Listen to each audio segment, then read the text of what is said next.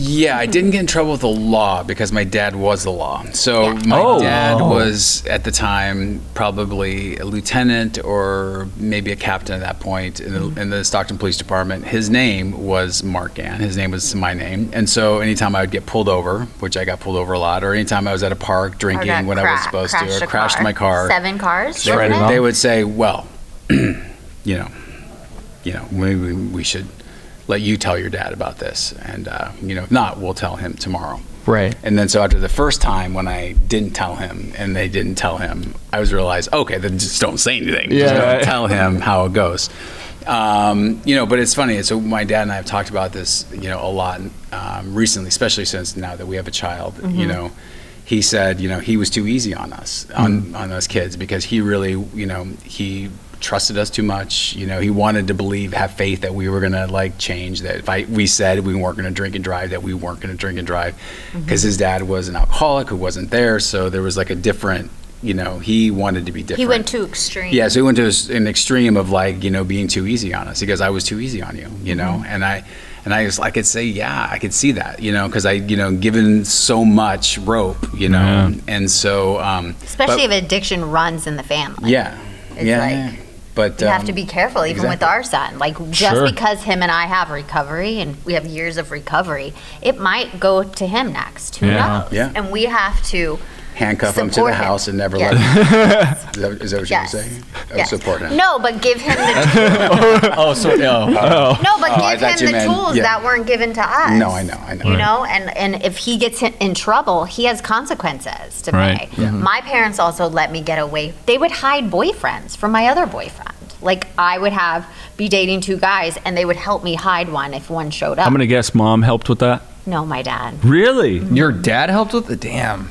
I was just thinking, because again, I've kind of started after my first listen of the book and then the second, where I'm like, okay, I think this is a little bit of her story in there. I was kind of expecting that story will be in book 2, but it was they enabled my behavior. Right. They allowed me to keep secrets because they didn't want to deal with telling me no, giving me boundaries, doing that, because it's hard as a parent. Even having a kid, putting boundaries around him, it would be so much easier just to let a kid do what they want, because it's and so many do. Do, but my dad would go out of his way to make sure I got caught by both girls. He'd be like, he's in there, come here.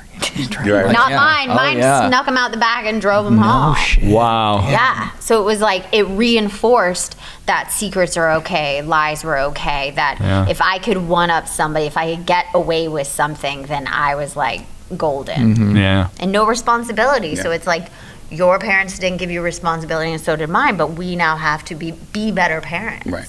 Well, to finish the story, that's what my parents did, sort of push back a little bit. By the time I was 19, 7 cars. I'd wrecked 7 cars at that point. Wow. And I was, I got kicked out of my stepdad and mom's house when they got divorced. I was staying with my stepdad, and he kicked me out. He just had 2 rules, just 2 rules. Don't drink in the house, and don't leave your clothes in the washer.